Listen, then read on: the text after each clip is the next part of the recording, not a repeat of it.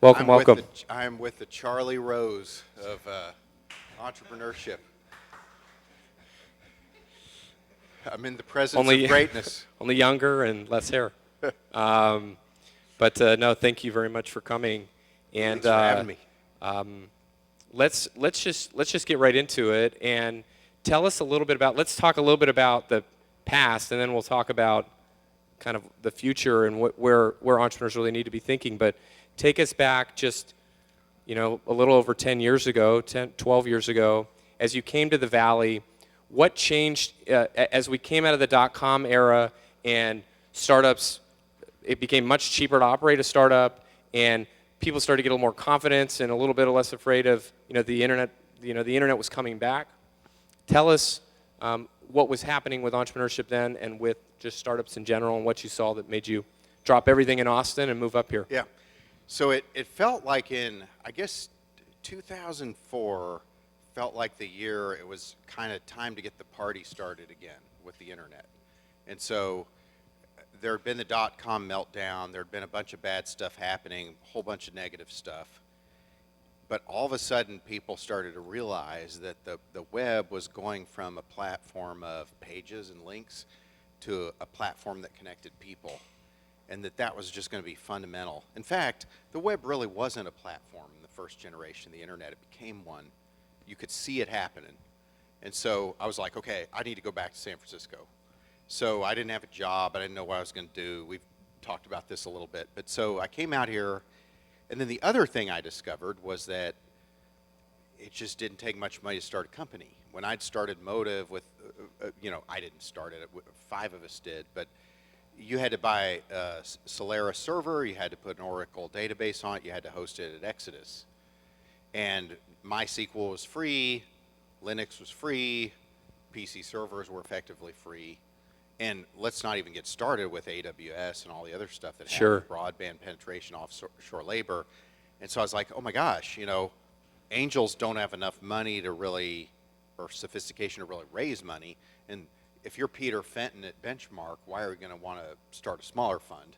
And so I was like, wow, there's going to be a new category funds that get started, and that's what I'm going to do. I'm going to start a new category of fund, and I'm going to be the guy that if you want to raise $1 million, I'm the answer. And a few of us had that insight at about the same time. Myself, Josh Koppelman, but it's not like we competed. It's like everybody thought we were stupid. So everybody's like, well, that's a recipe for getting creamed. That's a direct quote from one of the top VCs. And so I was like, okay, well, I'm going to try it.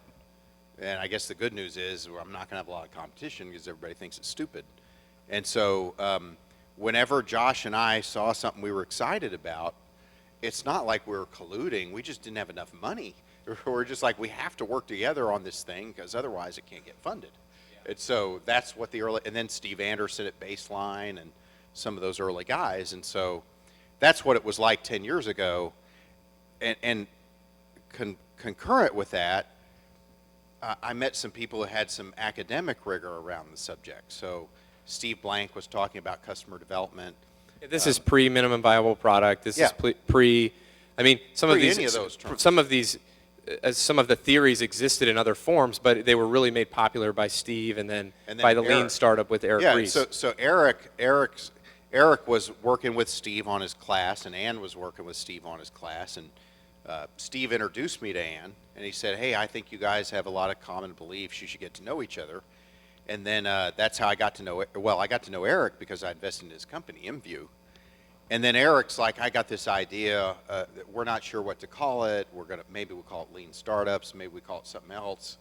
But none of these, all these terms. Any other good names, or was it just? We take for granted. There were some. Throw anybody under the bus. Yeah. Some of the terms weren't so. We're not so good. But so we're like, okay, can you be a consultant for us? We're not sure what to call this thing. At the time, it's called Maples Investments. Anna just joined.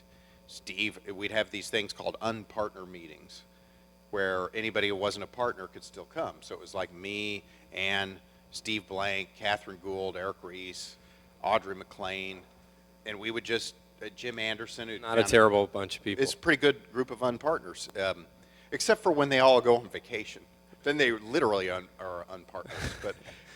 So we would do these meetings, and we're like, something really important is happening, and somebody needs to like define the language of the zeitgeist of what's happening. And so the combination of Steve with customer development and Eric with the lean startup, they did it, and it was. It's.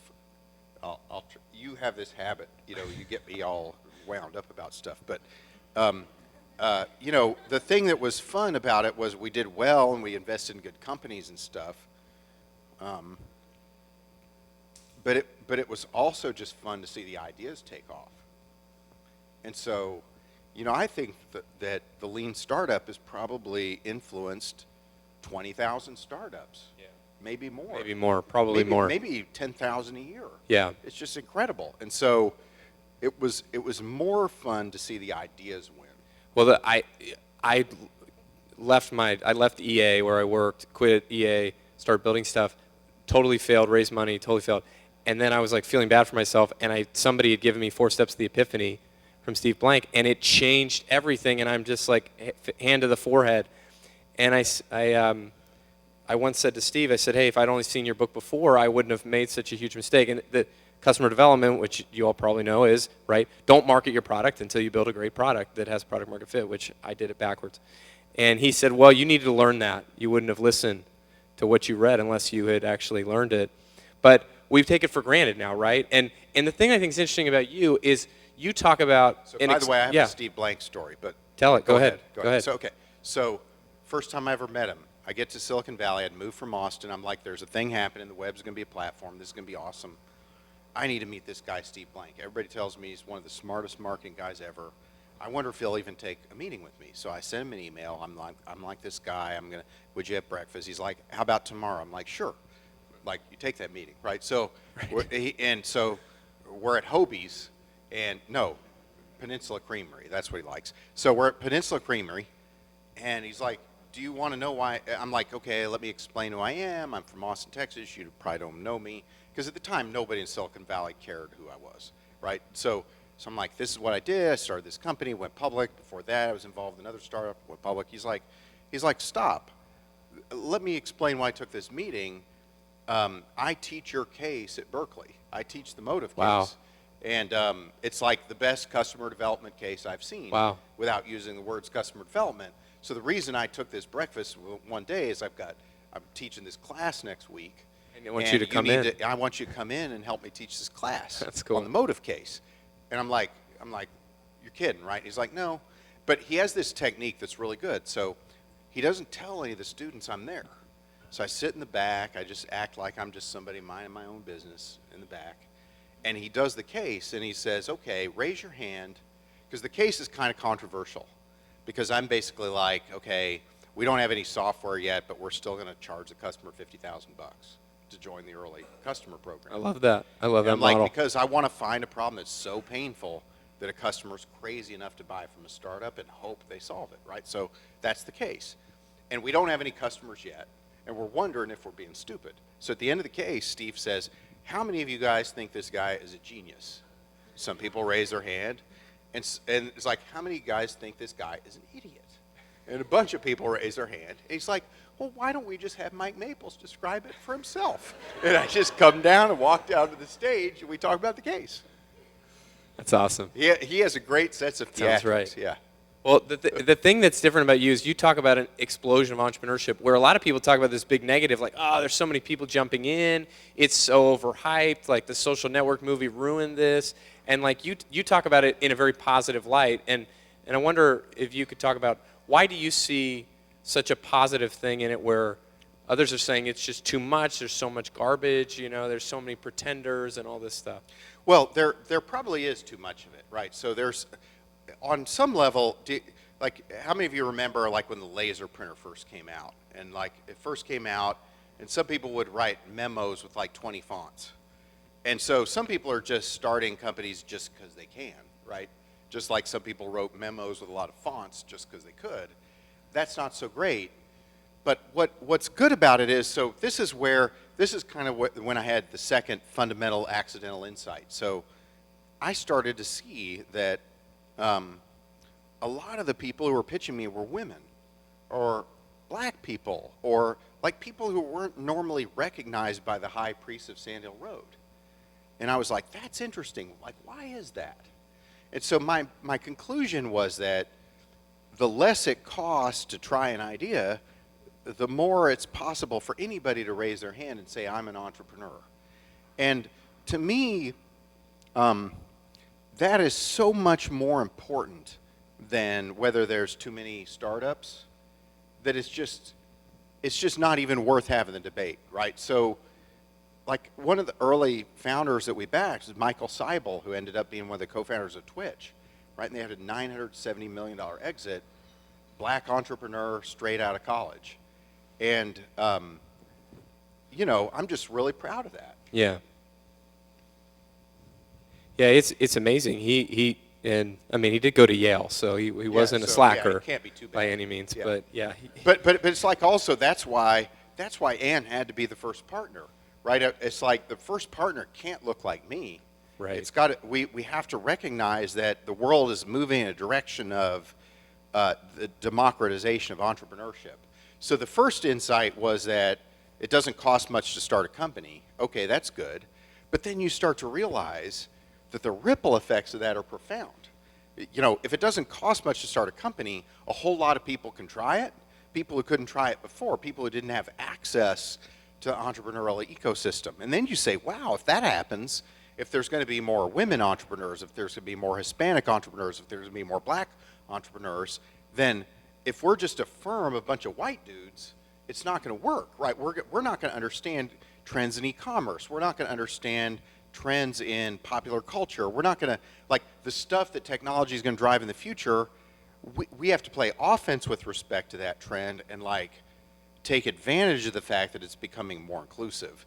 And so that was kind of the idea, was to start that way from the ground up. Well, and I think what you don't realize before you have a diverse team, which I didn't for a very long time. Just we didn't. The fourth person on our team was a woman, and as soon as we got her, everything about the way that we operated changed for the better, because we now had this new perspective. And it wasn't like why don't you have more women speaking at your events? And I'm like, well, there was no, like, it was this, you know, kind of unconscious thing we were doing. And as soon as she said it, and then it changed, and then it got so much better. Our events got so much better, and people now come to our events and they say, like, I see more women at this event than I've seen at at our conference. They say, I had a woman come up to me in February and say, thank you so much. There's so many women here. And I'm like, we didn't, like, target women. We made the stage representative of the population, and then more people felt like they could be welcome. And if you have an African-American person join your team, it changes the way you see the world, right? Yeah, and it's tricky because, like, I approach the topic of diversity and all these other things as just win, baby, right? So I sort of look at it like, if we end up having awesome returns with a gender diverse team and an ethnically diverse team, people will say, how are we going to compete with those guys? We have to react to what they're doing.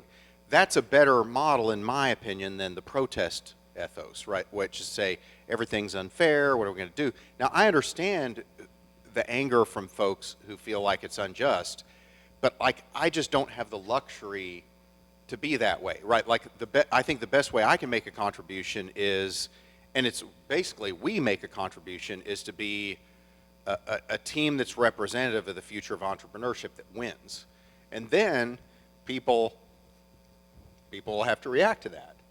And if we have a diverse team, then our competitors will have to have diverse teams. And so that's kind of how I always looked at it. And it's sort of like it's not even leading by example. It's just like, that's where the future is. Be there and just do it, you know. So you've fast forward now to today. You've been talking and thinking about a lot of the things that have just happened, and as I've heard you put it, kind of had this creative spurt. You know, that you had 10 or 12 years ago. No, it's not. Yeah. It's good.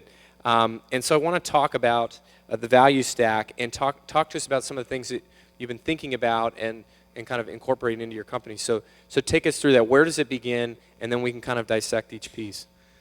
So hopefully this isn't too much of a shaggy dog, long story, but so it sort of started with this observation. So a long time ago, I went to business school, and I had this class on managerial capitalism. And by the way, a lot of people don't know this, but in the year 1820, there weren't really any companies in America with more than 100 employees. The biggest companies were like weaving yarn on the rivers of Massachusetts. And then all of a sudden, the railroads and the steam engine came out, and that just changed everything. And then a whole set of innovative capitalists, people like Rockefeller, Carnegie, Vanderbilt, J.P. Morgan, they created the context of the modern corporation as we know it now. So they, in the year 1820, if you talked about org charts, people wouldn't know what you're talking about. Who needs org charts? Who needs accounting? Who needs salaried managers? And so there was this book that was written by a guy named Alfred Chandler called The Visible Hand. And he talked about how the visible hand of management and managerial techniques basically transformed society. So from the year 1820 to the year 2000, the human standard of living for the average person went up 13-fold. But that doesn't even tell the whole story. So like, for example, in the year 1800, if you worked 1 hour, you could earn 6 minutes of reading light if you were an average person. And in 2000, you could earn 300 days of reading light. It's a miracle. And it's funny because people talk about how screwed up capitalism is, and I'm like, are you kidding me? Like, have you been paying attention to what's happened to the GDP per capita in the world that's happened? And so I'm like, okay, that's important. Well, the other thing that happened with managerial capitalism is it was messy. You had trade unions, you had William Jennings Bryan and the populist movement, you had child labor laws, which obviously needed to be there. You had the Luddites coming in, breaking up machines and factories. And I started to see a bunch of companies I was involved with were pissing people off, right? Like Twitter in the Arab Spring is good on one level, but a bunch of people in the Middle East aren't too psyched that I invest in Twitter, right? And then Lyft, every town they would operate in, the local governments, propelled by the taxi lobbies, would go after them. And then Outbox Mail got shut down by the Postmaster General. So I was like, this looks kind of familiar. So I believe there's a new kind of capitalism. I believe that managerial capitalism is about to be superseded by what I call networked capitalism. And network capitalism is driven by the twin animating forces of Moore's Law and Metcalfe's Law. Moore's Law states that computing power doubles every 18 months. Metcalfe's Law says that the value of a network is a function of the square of the number of nodes. And because both of those laws are exponential, they have the chance to bring abundance to the world.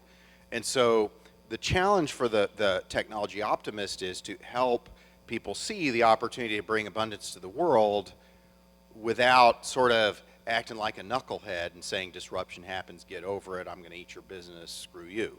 And so we in Silicon Valley need to do a better job of helping people understand that networked capitalism has a chance to redefine every single major macro industry in our economy around abundance for all. And that's kind of what I started to see a few years ago. And that's when I started to realize that I need to transition beyond lean startups. I need to start to tell entrepreneurs or say, hey, like as if I could tell them anything, but I need to start to say, hey, it's no longer enough to pursue product market fit super fast. Now it's about being bigger than that. It's about creating not just a product roadmap, but a growth roadmap, and creating not just a company, but a movement that's going to bring abundance to the world. And if we're going to do that together, we got to up our game. We got to do more stuff than just product market fit. So like, how can we do what lean startups did 10 years ago? How can we jump to kind of the next level and define the next set of frameworks and ideas that entrepreneurs will be looking back on 10 years from now and say, yeah, that's how we brought abundance to the world. Sorry, that's a long answer. No, that was great. Yeah. Let's walk through some of these. So the first is being a category power. Should we talk about that? What does that mean exactly? Yeah, so it's funny, like so first of all, Clay Christensen's awesome. I think that he's probably one of the best business theorists of our time.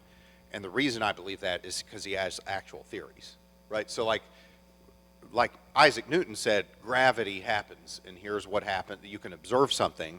And basically, Clay Christensen said, you can observe that big companies are experiencing a gravitational pull towards their existing business model that prevents them from addressing new innovations that they even understand are coming, right? So he had an actual theory. The problem, though, is that a lot of people are dumbing down the term disruption, and they're just saying, I'm going to disrupt everything. So category kings aren't that way. So like I look at it like if you're creating a category, you're not just building a product to sell somebody, you're changing their point of view, right? So like Elvis Presley's a category king, right? He's not even a business guy.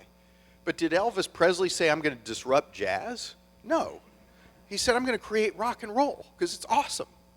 And like when people saw Elvis, he changed their point of view about what music was.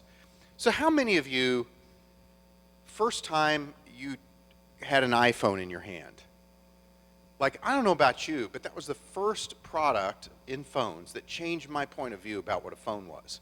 Right before that, if Nokia had the best phone of the year, I bought a Nokia phone. Motorola Razr was the best phone, I bought a Motorola Razr. But then Apple comes out and they say, no, that's not how phones ought to be. Not only are they going to be touch, but there's going to be an application ecosystem. It's going to be awesome, browse the web. And now all of a sudden you're like, of course. Okay, first time, so we invested in Lyft. We're in a board meeting. They're going to put pink mustaches on cars. And we're not 100% sure what's legal, what's not. And you know, I take my first Lyft ride, and I'm like, I'm never going to ride a taxi again. And UberX copied Lyft, right? They were doing black cars and stuff. But like, the first time I rode a Lyft, I was like, I'm done with taxis. So a person who creates a new category doesn't just sell you a product, they create a movement, and when you experience what they deliver, you say, the way I used to view the world is no longer valid. I will no longer accept that view. This new view is the right view. And so what I say to founders is, for example, and maybe we're going to go through the value stack, but like, you know, we say a value stack has proprietary power, product power, company power, category power. Product power has to have what we call a WTF experience, right? So it's not enough to just have a value proposition or a unique selling proposition. A customer has to say, that is so friggin' awesome, I'm willing to buy from this startup now because they've changed my point of view. I simply refuse to go back. My view has changed. The first time Tesla, self-driving car, how many, raise your hand if you've ever tried the self-driving feature of a Tesla. Okay. So here's how it works. You're sitting in the car. They have a cruise control stalk. A little thing shows up on the dashboard that looks like a steering wheel. That means it's ready to self-drive. Double-click the cruise control stalk back. It goes boom, boom, and it starts driving itself. First time I ever tried that, I'm at the edge of the Golden Gate Bridge, and it drives itself across the Golden Gate Bridge. I'm texting Ann Mirko. She's like, where are you? I'm like, I'm driving across the Golden Gate Bridge. Why are you texting me? I'm like, the car's driving. I'm texting while the car's driving. She's like, that's unsafe. I'm like, no, it's not. It's driving itself. But like when that happens, when you experience that, you're just like, that's just how cars are going to be someday. And like, what am I doing driving these other kinds of cars that don't do that? Yeah. And so like I look at it just like when you're an entrepreneur now, I always ask, don't just tell me what your value proposition is. Tell me your WTF feature. Tell me the thing that is going to rock somebody's world, where from now on the customer will say, I simply refuse to do it any other way but your way. Let me just ask you about this category piece first, and that is that, so in the early stages, right, I'm just trying to solve a problem, hopefully my own problem. Like I'm trying to make this small change in the world. I'm trying to make this better. Yeah. And like you're saying, it's not Clay Christensen's, hey, I'm trying to disrupt the big guys from the bottom. Nobody, like you said, right, nobody says that. Disruption is the lagging indicator, not the leading indicator. So like, but then at the same time, like as an entrepreneur, from my infancy, I'm supposed to be selling the grand vision of how I am going to disrupt the world, how I am going to be a category leader, when in reality, like, I don't have any idea what I'm going to be at the beginning. And like even Lyft, totally. how could those guys have ever known how big it could have gotten? You could estimate, but nobody knew, or everybody would have invested, right? So, like, at what point do you go from, hey, I'm just solving this problem and, you know, trying to make the world a little bit of a better place, to, wow, like, I'm on to something. I'm on to rock and roll. Yeah.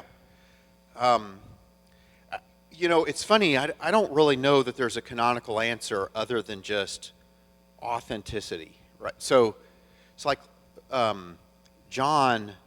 Let's take the Lyft example. John was on the transportation board of Santa Barbara when he's a student at UCSB, and then you've got that's Logan. That's John is at Cornell. He's just finished. He took a class on green transportation, and now he's at Lehman Brothers.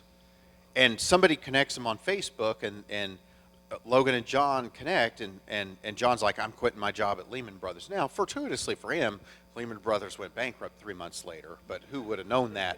But like, these guys just, you know, like they were like, what's the best way to do this? Is it buses? Is it ride sharing? Is it the Chinatown bus? You know, they were just fascinated with this idea that everybody driving by themselves in a car was stupid, particularly in a world where you had, you know, basically network capitalism says that you can locate an unused resource at zero cost anywhere in the world and connect that to a person who needs that resource on the fly.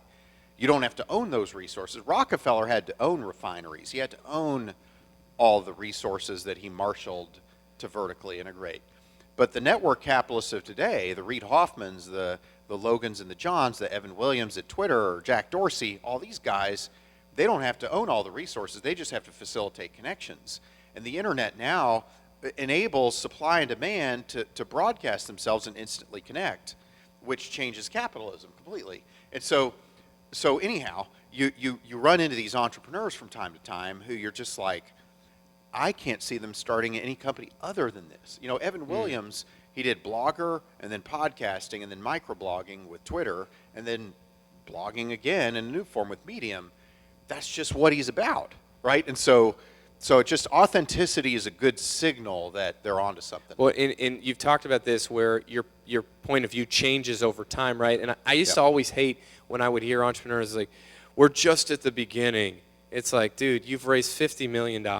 Like, how? Like, it felt disrespectful, you know, like as a guy in a garage with, you know, one employee, you know. But now I understand it because your point of view over time, you now realize, holy cow, like this taxi thing is this like people taking rides. This is huge, and it's way bigger than taxis. It's all these other things. Way bigger. But you would never know in the beginning, but over time it changes, and so your ambitions and your vision for it. Because once we revolutionize transportation, we'll revolutionize housing, right? If you can get from one point to the other much easier, then people can locate in different places.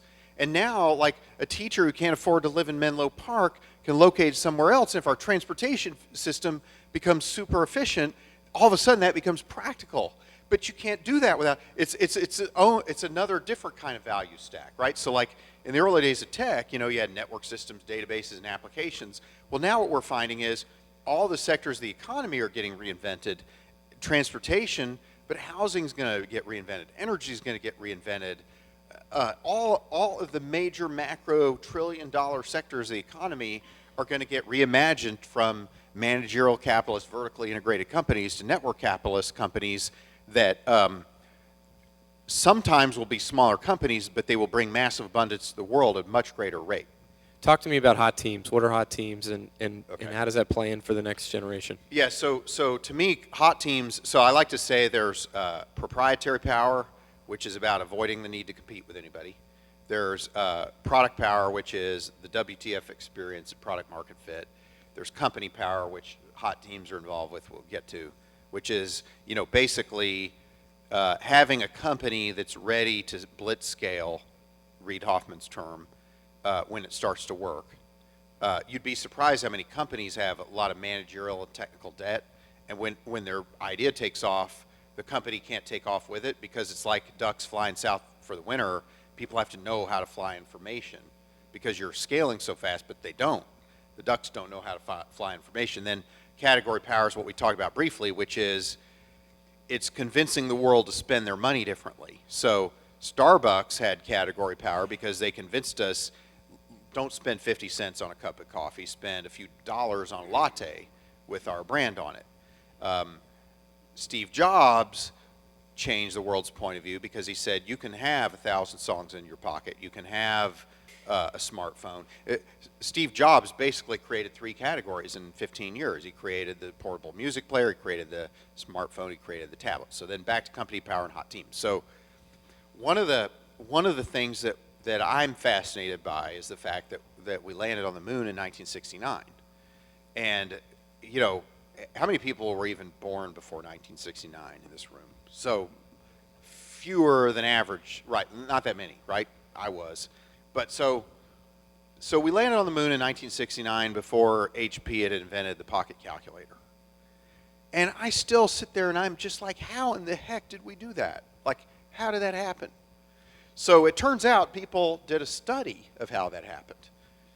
And they discovered that some teams in NASA were, as it related to the moon landing, 1,000 times more productive than you would expect from a typical team. And they're like, why is that? And so they studied it.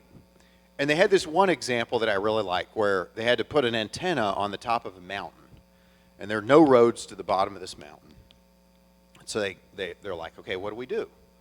And somebody said, well, we better tell our boss. You know, we're going to be behind schedule. We're going to miss the deadline. We've got to get this antenna up there. And somebody said, oh, God, you know, if we tell our boss, it'll just slow things down. We'll never get it done if we tell our boss. It's the worst thing we could do. So somebody's like, we got to come up with something other than talk to management about this. So somebody on the team says, who has the biggest helicopter in the entire world? And they're thinking about it. They think about it some. They do some research, and they discover it's the U.S. Navy. So they call up the U.S. Navy, and they say, hey, can you loan us some of your helicopters? And the U.S. Navy is like, you know, screw you, NASA. You know, there are helicopters. Fill out this paperwork, you know, if you want our helicopters. And so NASA says, okay, here's the deal. We need to land on the moon in 1969 because JFK said so. And if we don't get this antenna on the top of this mountain by this date, we're going to fail. And so we need your helicopters. So NASA says, or the U.S. Navy says, how many do you need? So they fly these helicopters out there. They put all the antenna parts in the helicopters. They fly them to the top of this mountain. They assemble this antenna. And it turns out that the NASA moon landing was like 1,000 examples of that. It was just a bunch of teams that cut through the crap. And so they had this term for it. They called it hot teams. And so here's kind of the takeaway, other than the fact that that's a cool story and it's awesome that we landed on the moon. There are a few takeaways from it. The first thing is that in order to have a hot team, you have to have a mission that people are totally convinced is compelling.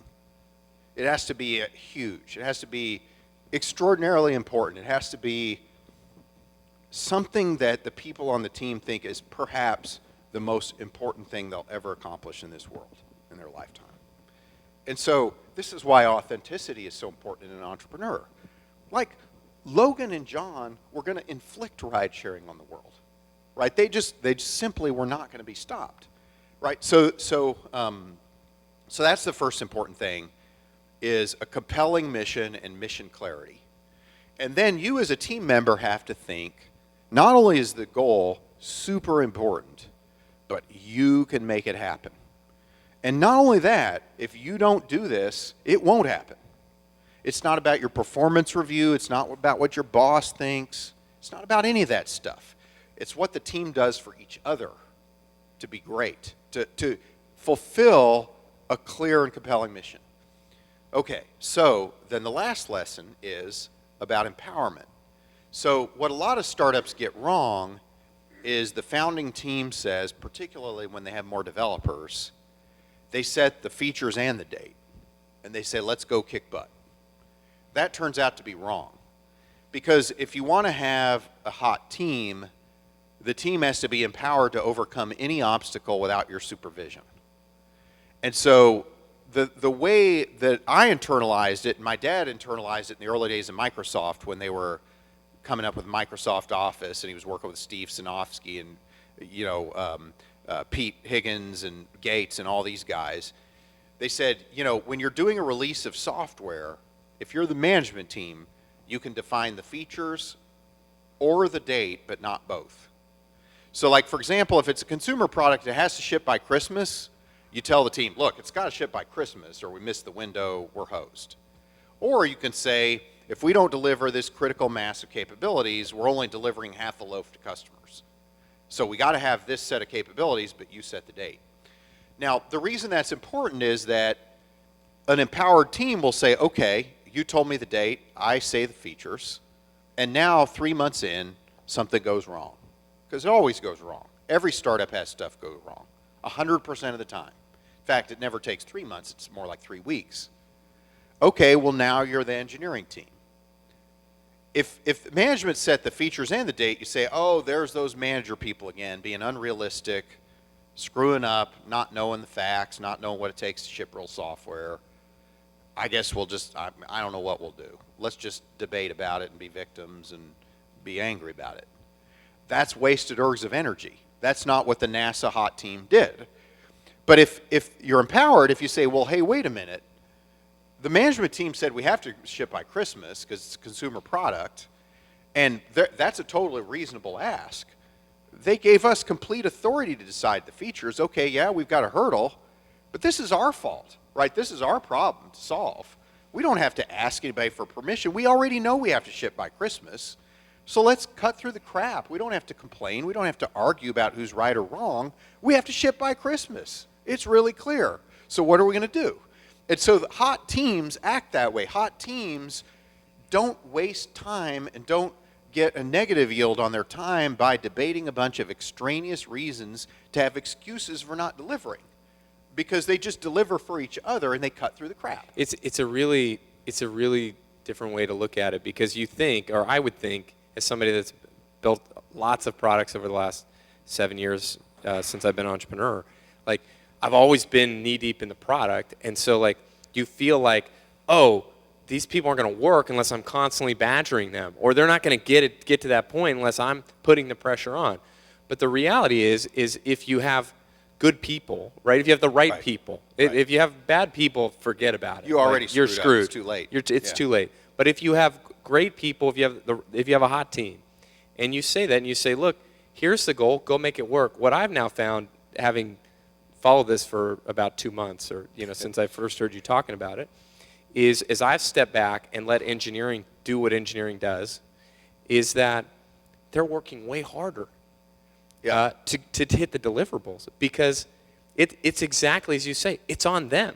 Right. They said they were going to care about it way more than you do. They now care about it. Instead of caring about what I think, they care about it's so much deeper. Yeah. And it's created this whole different dynamic, and now I'm saving way more time, so I'm more productive and growing other parts of the business for them, bringing them customers and all this stuff, while they can just do what engineers do, which is make great software. And it's funny because, like, I don't know if any of you all have ever experienced this, but how many times have you seen a situation where somebody has an idea for a feature of the product and there's not enough time in the schedule, so they sneak in over the weekend and sneak it into the product?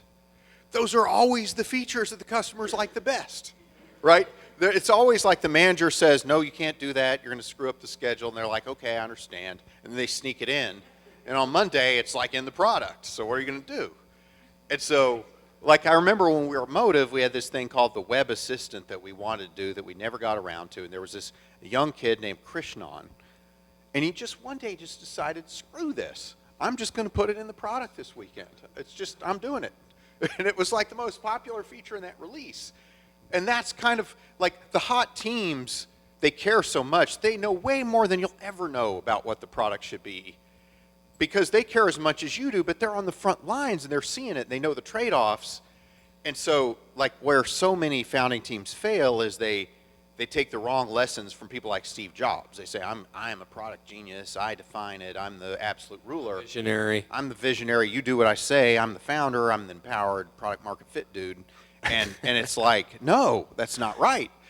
What's right is to have a team that you empower by virtue of an awesome mission with super clarity, and you can make it happen. You know when you're in a pitch and you know you got a problem when the next slide reads, the guy shows his title there is product market fit dude.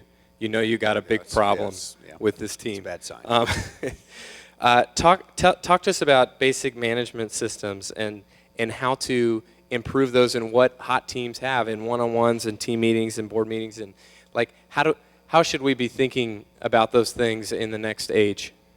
Yeah, so I think that there's so many thoughts, so a couple of ideas. One is a lot of companies, if you said, what's your culture, they can't answer that. And so like, I think that most companies need to decide, am I going to define my culture or just kind of let it happen? Most companies... What does that mean to define your culture? Does that mean writing it down? Does that mean... I think so. Just means purely, first of all, just purely write it down. So I'll give 4 examples. You know, LinkedIn, Jeff Wiener's done a good job of talking about vision and values and a bunch of stuff. You can go on their website. But those are big companies, right? Like, are we talking about two women in the garage? Yeah, so I'll tell you what we did at Motive. Okay. Like, first 5 days, we're like, okay, let's talk about culture. And what we did is we defined a set of cultural cornerstones. And each cornerstone, we'd say what it was. So, like, I'll give you an example, integrity. So we'd say, okay, integrity. Well, integrity is kind of a Boy Scout feel-good word. Right.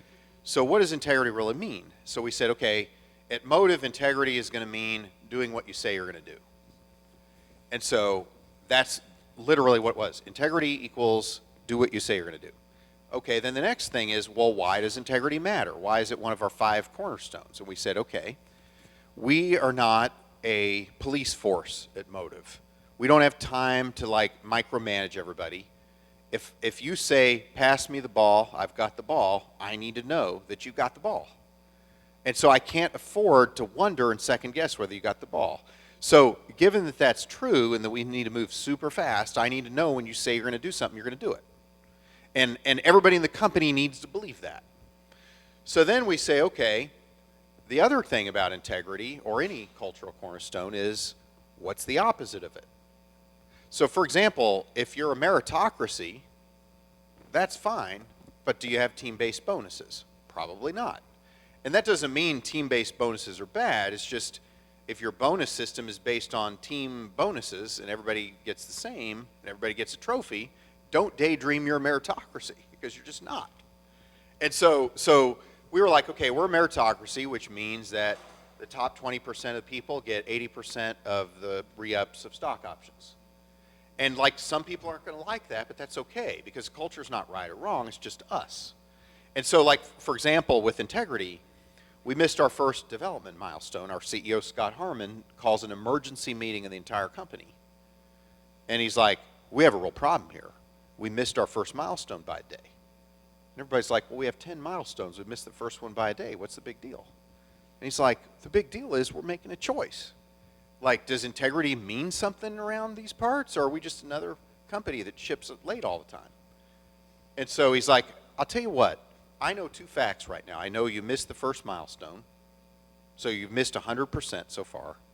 And now you're telling me you're going to make the date by compressing what's left, when all the evidence I hear so far is that you can't make a milestone.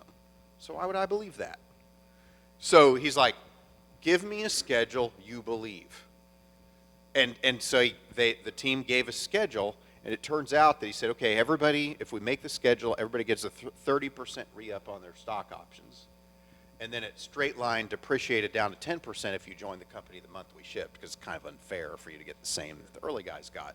But it's part of, to me, culture is about what do you stand for, clear definition, what's an example of doing it right, what's an example of what you're not doing that you're giving up on the tip of your tongue.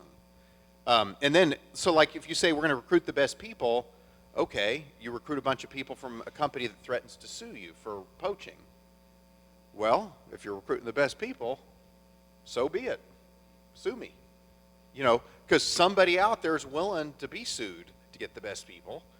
So like the thing I learned is that your cultural cornerstones, are as much about what you're not as they are about what you are. If you can't say something on the tip of your tongue that could cause harm and pain to you by adopting this, it's not a real cultural cornerstone. It's not something you really believe. And then the second part is, how do you connect it to your business? And so what we did as founders is, in the early days, every time somebody would join Motive, each of the 5 founders would spend an hour with that new employee and say, this is one of our cultural cornerstones. Here's why we picked it as one. Here's what it means. Here are examples. Let's discuss where you've seen that happen wrong and right in your company before. And let me tell you why we thought it was important, what we've seen happen wrong and right before. And, please, if you see us not live this value, tell us. It's important. And then we got really big and we went public and all this stuff. And so then what we did was we had this thing called Day One, and we took a fourth of the entire company, and we would, every year you had to go to one of these Day One sessions and go through it again. People, I don't know who's originally. Sorry, is that too long? No, that was great. People, I don't know who originally said this, but that the culture of your company is basically defined by the 10th employee, and so. Right. I already have 10 employees, so and I haven't ever defined you my already culture. have culture. So I need to this is as much for me as anybody else in the audience. But you think about values, which we defined very early, and can you just talk about the difference between the values? Are they also the culture? Are those totally different, or how, Well, I think they're similar. I mean, I think because integrity is a value, yeah, right? I think there are a couple of things about it, right? Part of what I think culture is how people treat each other. Yeah. So some companies are all about consensus and making each other feel good about a decision. Some cultures are ruthless candor. But it's kind of like you got to decide, these are the rules of the road here, right? So that's one kind of thing. And so I think that's one thing. But the other thing I think is, the other reason I think culture is so important that's overlooked is a company that's in blitz scaling or hyper growth mode, you're hiring people so fast that if you don't implicitly understand what the culture is and how decisions get made, the CEO doesn't have time to explain it to everybody anymore. And so this is why I like to use the metaphor of ducks flying south for the winter. They just know to get in a V formation. They just know because it's intrinsic. And so the culture is also sort of the DNA and genetic code of how you decide things. Does your company decide things based on consensus, or does your company decide things based on the 3 smartest people in the company on this topic, regardless of their position in the organization? If they agree, we're going to decide. And even if some people are upset, we run with it. Does your company decide things based on subjective tribal knowledge or objective facts? And so there's a lot of different sort of trade-offs you have to make in terms of where you come out as a culture on how things get decided and done. I'd like to just close with this, and that is, I recently heard you say that everybody needed to up their game. Yeah. And you were talking to a group of investors, but you said it about everybody. So I'd love to know, as entrepreneurs, it's sort of like your rendition of Cowboy Up or something. I mean, I like it because, I'm not really a millennial. I'm like the last 6 months of being a millennial. Yeah, so you're kind of but my regardless. sort of my generation, we're all very entitled. Yeah.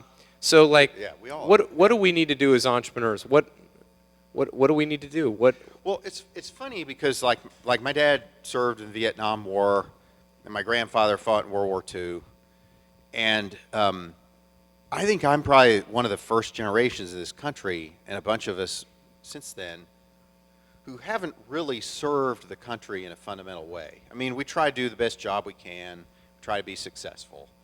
But there's a lot of people now who go to fancy colleges and they focus on their quote-unquote core competency. And one of the problems with that is a very narrow thinking. And so I think one of the problems we have in Silicon Valley right now and in tech is that we just assume that it's axiomatic that we're awesome and that everybody's going to love us.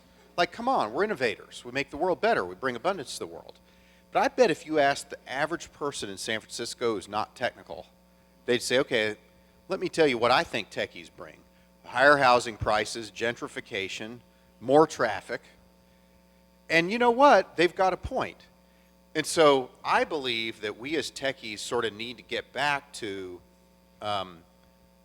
what my dad and what my grandfather and what it used to mean to be a citizen meant. And so, like, one of the examples I'm inspired by is Jennifer Polka with Code for America. So I don't know if you've seen this example, but there's this example app that somebody created for free where, you know, the government wasn't digging out fire hydrants under snow fast enough in Boston. So somebody writes this app that says adopt a hydrant. And they have all these push pins on a map, and you adopt a hydrant. Here's my name, here's my email address, here's my real address. And if there's a snowstorm, you got to go dig that hydrant out from under the snow. And so there's now no longer snow over these hydrants in Boston. So somebody in Hawaii says, that's kind of cool. You know, we have tsunami sirens in Hawaii. And, you know, it's really important that those sirens work when there's a tsunami. But, you know, these batteries and these sirens are really expensive, and people steal them sometimes, or they run out of juice or whatever. So what if we took that same app and let people adopt a tsunami siren? So they do the same thing. They take the code and rehost it for tsunami sirens. Then somebody in Seattle says, well, we have a lot of rainstorms in Seattle. And when we have rainstorms, sometimes the sewer drains get clogged with debris. So what if I took that same code and like it said adopt a sewer to unclog with debris? And so the thing that I found inspiring about what Jennifer was doing was that she was saying that democracy is not just a joining of voices and votes, it's a joining of hands. And so how many people are in your network right now? In Personal network or in Startup Startup Grind? Yeah, 200 chapters. Yeah. We have 1,000 volunteers. And so I think about, like, what would it mean if everybody in tech who's prospering from tech said, I should take some amount of my time and, you know, devote it to citizenship.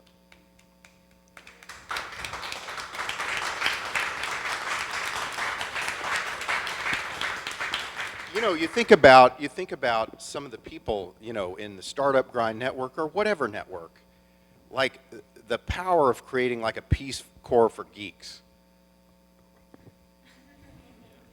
where, you know, now we wouldn't have to explain to the people of San Francisco or to the people of Austin or to the people of any city where folks who work hard are getting edged out of the town because of high prices and the techies. Now all of a sudden people would say, this is what tech's good for. Right. Right? This is like why it matters that networks happen. This is why we should have sensors in the road. This is why networks could improve safety. This is why networks could improve energy. This is why networks could improve housing. This is why networks could improve the experience of citizenship in this country, right? And I just think whether it's Generation X or millennials or whatever you call them, that we need to just get back to that. And that's, to me, that's like the great opportunity for techies to rediscover like what the generations before me assumed as a given in terms of what it meant to live in this country or what it meant to live in the free world. I mean, that's a great thought. And my experience is that, you know, in the United Nations, when someone from the United States stands up, half a dozen people walk out. And when someone from Iran stands up, America and half a dozen other people walk out. You know, and with Startup Grind, what I've seen, or with entrepreneurship, is that you know, I have this picture that is me and our chapter director in Ramallah, Palestine, and our directors in Tel Aviv, and our director in Tehran. And we're all friends. And what I have found is that at the base level, every single person in the world, I've lived 8 years outside the U.S., so I can see outside the U.S., but even all these other countries, it's about feeding their kids. Every single person and every culture in the world is trying to take care of their family at some level or another. And technology and entrepreneurship transcends race. It transcends religion. It transcends borders. You know, and all these things melt away through what we're trying to do. That's not the message that the Chronicle talks about. Right. But as your point is saying, if if we all did something, then collectively we would change that message, and that may be what our mark on the world could be. Yeah, and like, by the way, I don't have a problem with people who say disruption or software eats the world or whatever. Like, I understand what they're trying to do, and there's a lot of goodness to what they're doing, but like, that stuff is getting interpreted as there's a bunch of techies who don't care about the rest of the world saying disruption happens, get over it. And you know, that's just not okay, right? And so, like, to me, entrepreneurs create something out of nothing. Entrepreneurship is fundamentally about creating abundance, and that's why Elvis is the right metaphor, right? It's not about disrupting jazz, it's about creating rock and roll. And like I define, well, and others do, an abundant lifestyle is everybody in the world has enough abundance that they can have dreams, right? That they don't have to spend, 5 hours a day getting water or that kind of stuff, that they can dream of a better future for their kids, that they can believe that there's a prospect that their lives can get better, and that their standard of living will advance, and that their life will have meaning beyond just surviving from one day to the next. And we, like the exponential technologies that are coming to the world, have every possibility of bringing that to every man, woman, and child of the world this generation. And we have to, in Silicon Valley or in the tech community, do a better job of expressing that message of optimism and hope, rather than just saying the robots are coming to take your jobs or disruption happens, get over it. Because I'm telling you what, if we don't do a better job of that, there's going to be consequences and there's going to be setbacks, and we're not going to be able to bring abundance to people as fast as we want to, because the friction and the violence and the anger is gonna slow us all down. So let's go make rock and roll. Mike Yeah, let's do Maples, it. thank you very much.